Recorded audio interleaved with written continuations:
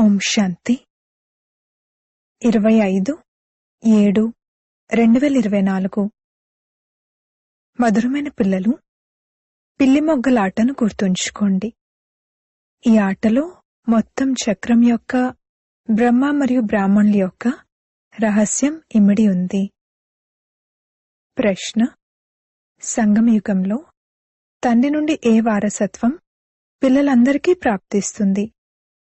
జవాబు: ఈశ్వరీయ బుద్ధి యొక్క వారసత్వం. ఈశ్వరునిలో ఏ గుణాలైతే ఉన్నాయో వాటిని మనకి వారసత్వంగా ఇస్తారు. మన బుద్ధి వజ్రతుల్యంగా పారసం వలె అవుతుంది. ఇప్పుడు మనం బ్రాహ్మణులుగా అయి తండ్రి నుండి చాలా భారీ ఖజానాను తీసుకుంటున్నాము.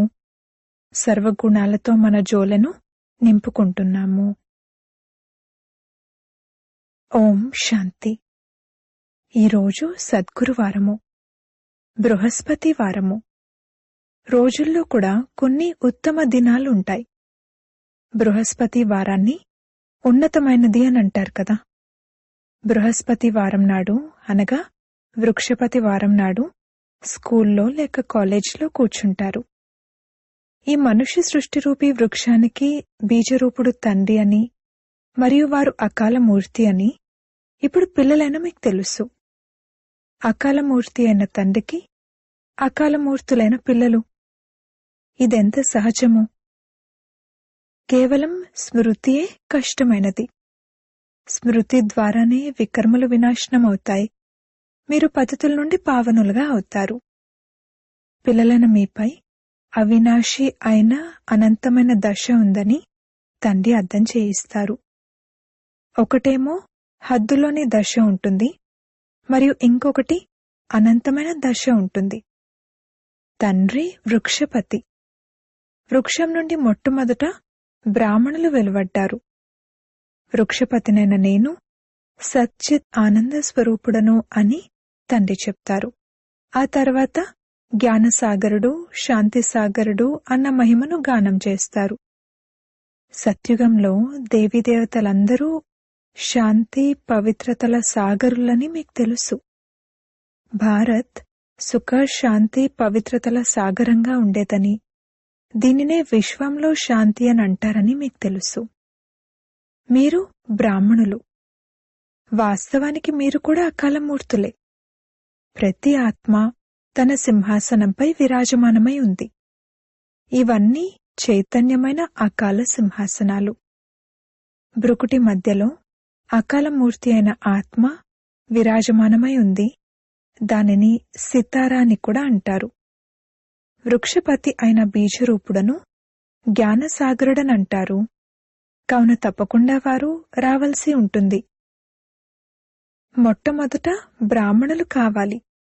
వారు ప్రజాపిత బ్రహ్మకు దత్తత తీసుకోబడిన పిల్లలు. కావున తప్పకుండా మమ్మ కూడా కావాలి. పిల్లలను మీకు చాలా బాగా అర్థం చేయిస్తారు. పిల్లి మొగ్గల ఆటను ఆడతారు కదా, దాని అర్థాన్ని కూడా వివరించారు. బీజరూపుడైన శివ్ బాబా ఉన్నారు.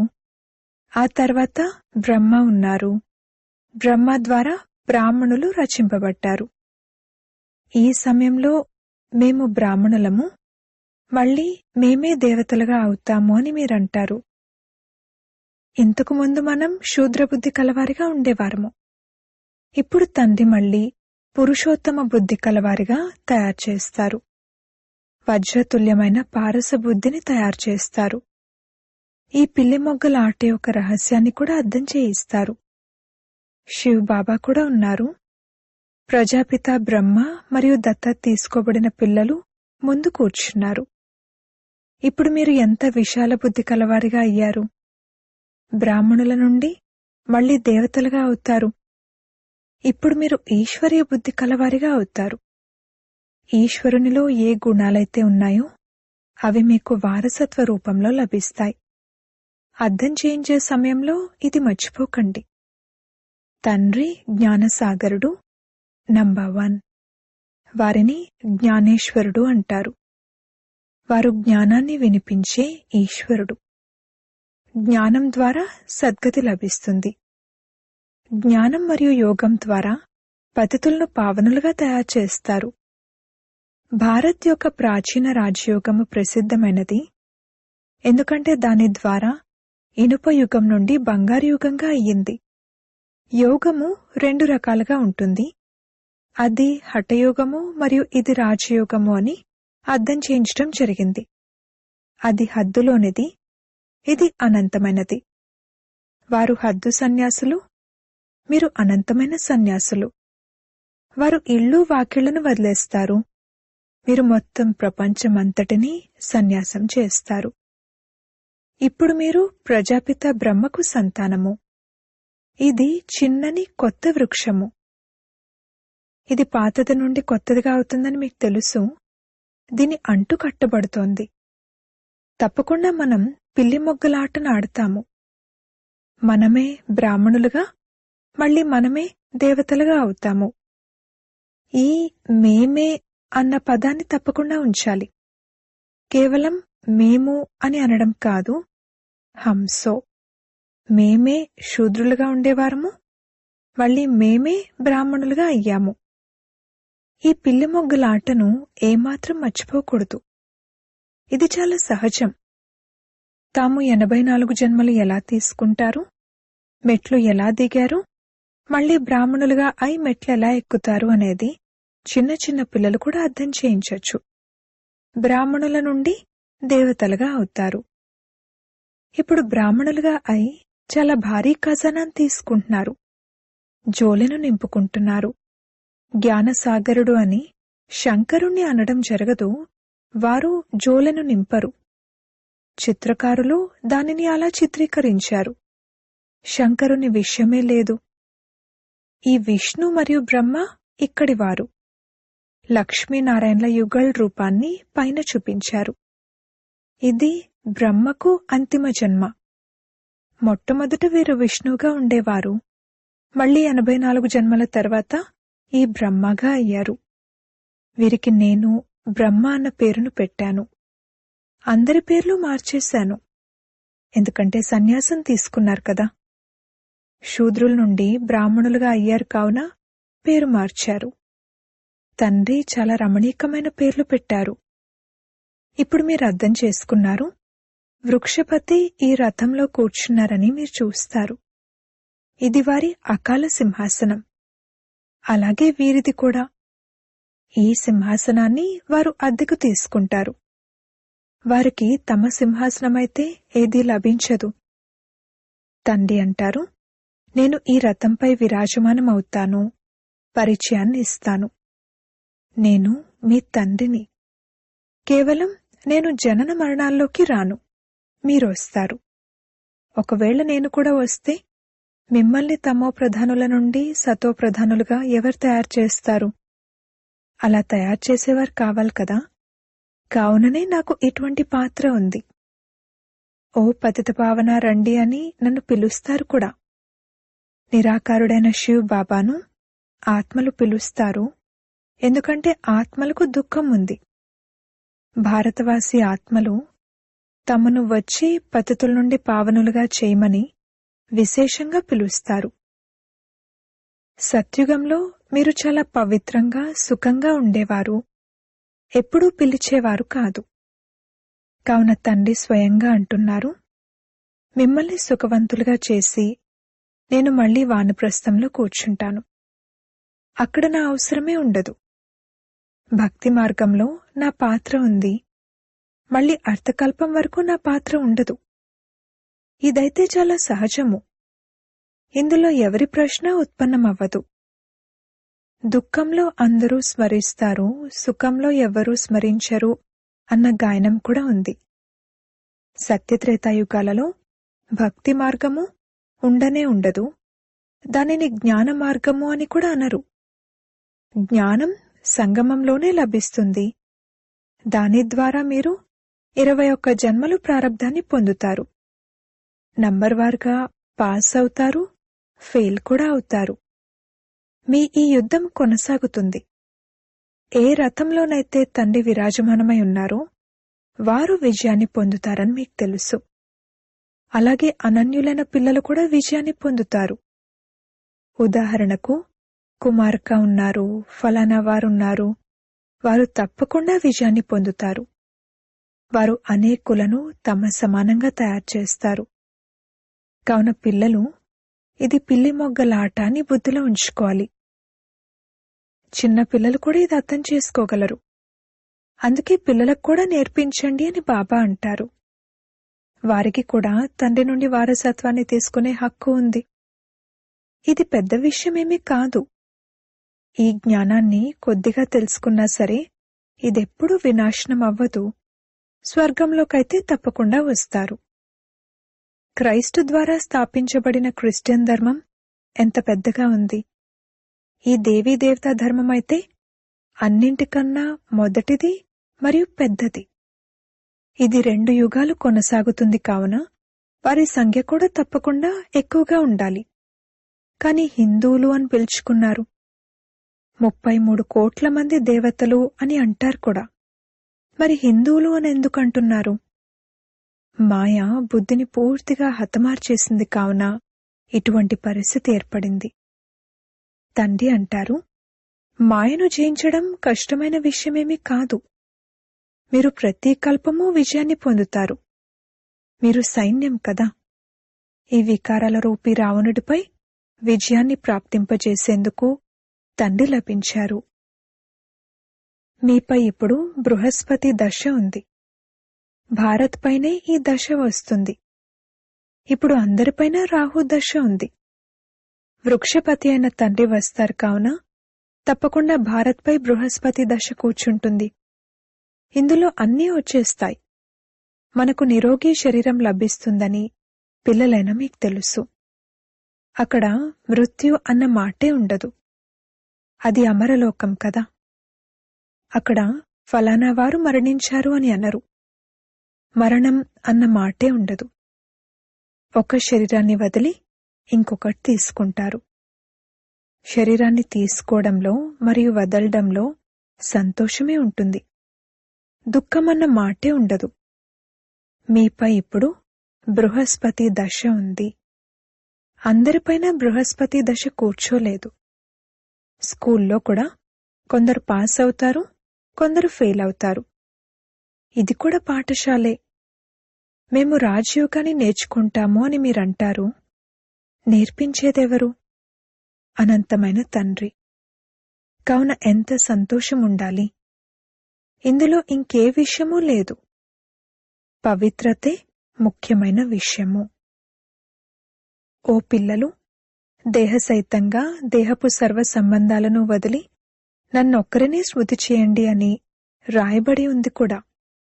ఇవి గీతలోని పదాలు. ఈ గీతా అధ్యాయం నడుస్తుంది. అందులో కూడా మనుషులు కలగాపులగం చేసేశారు. పిండిలో ఏదో కాస్త ఉప్పంతుంది. విషయం ఎంత సహజమైనది. దీనిని చిన్నపిల్లలు కూడా అర్థం చేసుకోగలరు. అయినా కాని ఎందుకు మర్చిపోతారు? బాబా, మీరొచ్చినట్లయితే మేం మీ వారిగానే అవుతాము. మాకింకెవ్వరూ లేరు. మేం మీకు చెందినవారిగా అయి మీ నుండి వారసత్వాన్ని తీసుకుంటాము అని భక్తి మార్గంలో కూడా అనేవారు. వారసత్వాన్ని తీసుకునేందుకే తండ్రికి చెందినవారిగా అవుతారు. దత్తత అవుతారు. తండ్రి నుండి తమకు ఏం లభిస్తుందో వారికి తెలుసు. మీరు కూడా దత్తత తీసుకోబడ్డారు. మనము తండ్రి నుండి విశ్వరాజ్యాధికారాన్ని, అనంతమైన వారసత్వాన్ని తీసుకుంటామని మీకు తెలుసు. ఇంకెవ్వరి పట్ల మమకారాన్ని ఉంచరు. ఎవరికైనా లౌకిక తండ్రి ఉన్నా వారి వద్ద ఏముంటుంది? ఎక్కువలో ఎక్కువ 1,00,000-1,50,000 ఉంటుంది. ఈ అనంతమైన తండ్రి మీకు అనంతమైన వారసత్వాన్ని ఇస్తారు.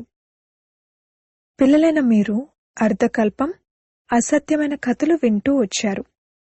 ఇప్పుడు సత్యమైన కథను తండ్రి ద్వారా వింటారు. కావున ఇటువంటి తండ్రిని స్మృతి చేయాలి. పూర్తి ధ్యాసతో వినాలి. హంసో, మేమే అది అన్న పదం యొక్క అర్థాన్ని కూడా వివరించాలి. వారైతే ఆత్మే పరమాత్మ అనేస్తారు. ఈ 84 జన్మల కథనైతే ఎవరూ తెలియచేయలేరు. తండ్రినైతే కుక్క, పిల్లి అన్నింటిలోనూ ఉన్నారు అని అంటారు. తండ్రిని గ్లాని చేస్తారు కదా. ఇది కూడా డ్రామాలో రచింపబడి ఉంది. ఎవరిపైన దోషం మోపరు. డ్రామాయే ఈ విధంగా రచింపబడి ఉంది. ఎవరైతే మిమ్మల్ని జ్ఞానం ద్వారా దేవతలుగా తయారు చేస్తారో వారినే మీరు గ్లాని చేయడం మొదలు పెడతారు. మీరు ఈ విధంగా పిల్లి మొగ్గలాటను ఆడతారు. ఈ డ్రామా కూడా రచింపబడి ఉంది. నేను మళ్లీ వచ్చి మీపై కూడా ఉపకారం చేస్తాను. మీ దోషం కూడా లేదు. ఇదొక ఆట అని నాకు తెలుసు. ఈ కథను మీకు అర్థం చేయిస్తాను. ఇదే సత్యాతి సత్యమైన కథ. దీని ద్వారా మీరు దేవతలుగా అవుతారు. దీనికి భక్తి మార్గంలో లెక్కలేనని కథలను తయారు చేశారు. అక్కడ లక్ష్యం ఉద్దేశం ఏమీ లేదు. అవన్నీ కింద పడేందుకే. ఆ పాఠశాలలో విద్యను బోధిస్తారు. అక్కడ శరీర నిర్వహణ కొరకు లక్ష్యం ఉంటుంది. పండితులు తమ శరీర నిర్వహణ కొరకు కూర్చుని కథలు వినిపిస్తారు. మనుషులు వారి ముందు డబ్బు పెడుతూ ఉంటారు. ప్రాప్తి ఏమీ లేదు. మీకైతే ఇప్పుడు జ్ఞానరత్నాలు లభిస్తాయి. వీటి ద్వారా మీరు కొత్త ప్రపంచానికి యజమానులుగా అవుతారు. అక్కడ ప్రతి వస్తువు కొత్తగా లభిస్తుంది. కొత్త ప్రపంచంలో అన్నీ కొత్తగా ఉంటాయి. వజ్రవైడూర్యాలన్నీ కొత్తగా ఉంటాయి. ఇప్పుడు తండ్రి అంటారు, మీరు ఇతర విషయాలన్నింటినీ వదిలి పిల్లి మొగ్గలాటను గుర్తు చేసుకోండి. ఫకీర్లు కూడా ఇలా పిల్లి మొగ్గలు వేస్తూ తీర్థాలకు వెళ్తారు. కొందరు కాలినడకన కూడా వెళ్తారు. ఇప్పుడైతే మోటార్లు, విమానాలు కూడా వచ్చాయి. పేదవారైతే వాటిలో వెళ్లలేరు. ఎవరైనా చాలా శ్రద్ధ కలవారుంటే వారు కాలినడకన కూడా వెళ్లిపోతారు.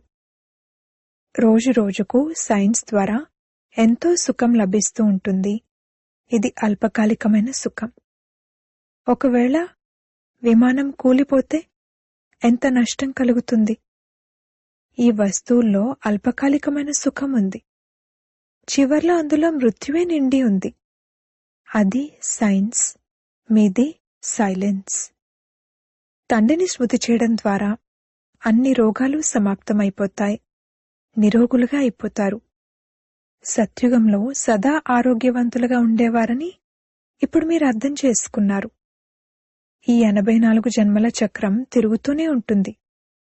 తండ్రి ఒకేసారి వచ్చి అర్థం చేయిస్తారు. మీరు నన్ను గ్లాని చేశారు. మిమ్మల్ని మీరు చెంపదెబ్బ వేసుకున్నారు. గ్లాని చేస్తూ చేస్తూ మీరు శూద్రబుద్ధి కలవారిగా అయిపోయారు. సాహెబ్ను జపించినట్లయితే సుఖం లభిస్తుంది, అనగా మన్మనాభవ అని సిక్కులు కూడా అంటారు. ఉన్న పదాలు రెండే. ఇంకా ఎక్కువ కష్టపడవలసిన అవసరమే లేదు. ఇది కూడా తండ్రి వచ్చి అర్థం చేయిస్తారు. సాహెబ్ను స్మృతి చేయడం ద్వారా మీకు 21 జన్మల సుఖం లభిస్తుందని ఇప్పుడు మీరు అర్థం చేసుకున్నారు. వారు కూడా ఆ మార్గాన్ని చెప్తారు, కానీ వారికి పూర్తి దారి గురించి తెలియనే తెలియదు. స్మరిస్తూ స్మరిస్తూ సుఖాన్ని పొందండి. సత్యుగంలో రోగాలు మొదలైన దుఃఖపు విషయాలు కూడా ఏవీ ఉండవని పిల్లలైన మీకు తెలుసు. ఇది సామాన్యమైన విషయం. దానిని సత్యయుగం, బంగారు యుగం అంటారు. దీనిని కలియుగం, ఇనుపయుగం అంటారు. సృష్టి చక్రం తిరుగుతూ ఉంటుంది. వివరణ ఎంత బాగా ఉంది. ఇది పిల్లి మొగ్గలాట. ఇప్పుడు మీరు బ్రాహ్మణులు మళ్లీ దేవతలుగా అవుతారు. ఈ విషయాలను మీరు మర్చిపోతారు. పిల్లి మొగ్గలాట గుర్తున్నట్లయితే ఈ జ్ఞానమంతా గుర్తుంటుంది.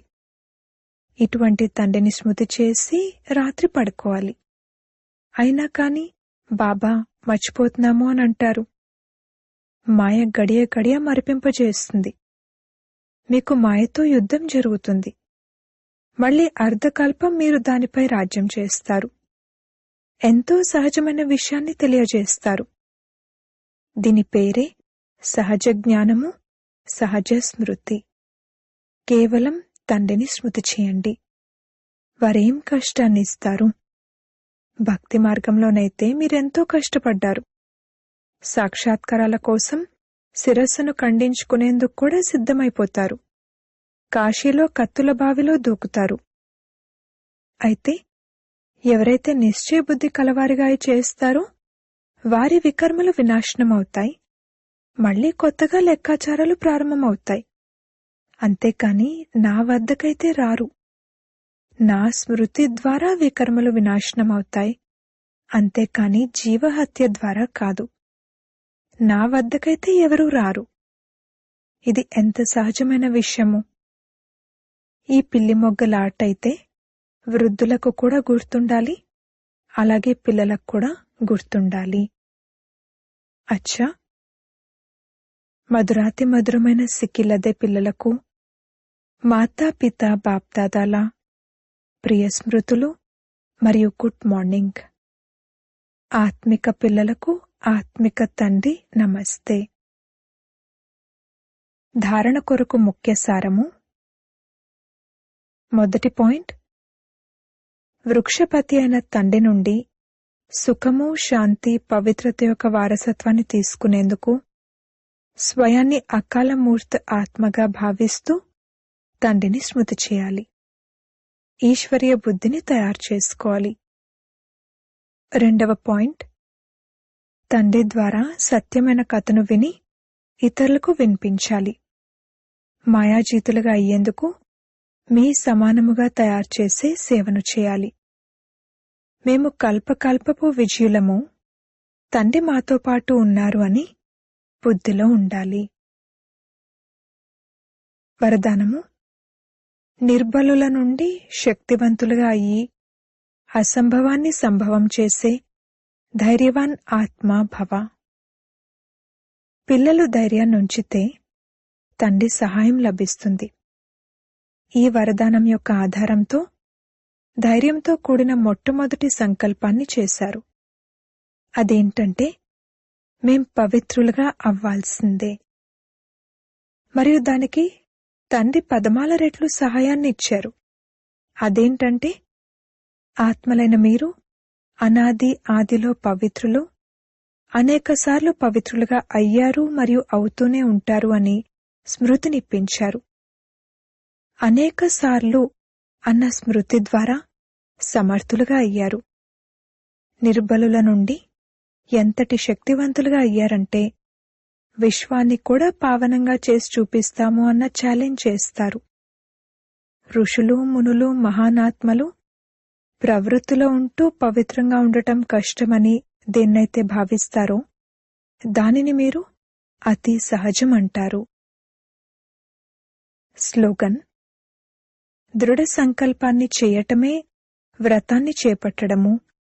సత్యమైన భక్తులెప్పుడూ వ్రతాన్ని భంగం చేయరు. ఓం శాంతి.